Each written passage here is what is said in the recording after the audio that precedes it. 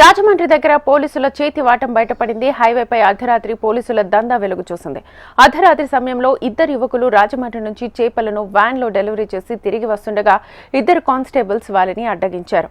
అర్ధరాత్రి సమయంలో ఏం పని చేస్తున్నారని, గంజాయి సప్లై చేస్తున్నారా అంటూ పోలీసులు యువకులను బెదిరించారు.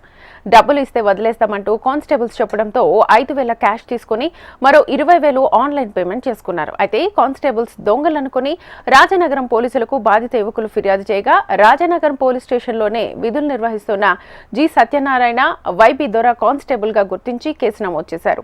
కానిస్టేబుల్ వసూలు దందాకు పాల్పడడంతో జిల్లా ఉన్నతాధికారులు సీరియస్ అయ్యారు. ఇలా హైవేపై పెట్రోలింగ్ పేరుతో ఇంకెవరైనా జిల్లాలో వసూళ్లకు పాల్పడుతున్నారనే కోణంలో కూడా ఎంక్వైరీ చేయాలని సిఐ స్థాయిలో అధికారులకు ఉన్నతాధికారులు ఆదేశాలు జారీ చేశారు.